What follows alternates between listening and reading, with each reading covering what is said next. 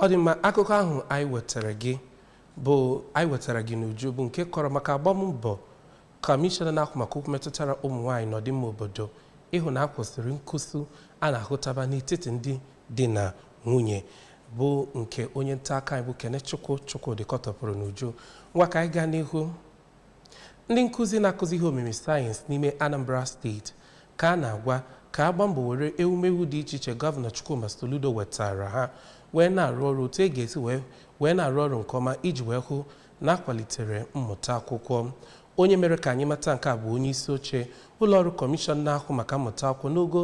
sekọndịrị n'ime steeti a bụ ọkammụta Nkechi Ikedugwu n'ọgbakọ otu mkpụrụ ụbọchị achịkọbara wee site n'aka gọọmenti steeti wee nye ndị nkụzi na-akụzi ihe omimi sayensị ma bụrụ nke were ọnọdụ n'edukeshọn zon 6 enwere na steeti a. Ka anyị sonyere Queen Anambra maka akụkọ ahụ n'uju.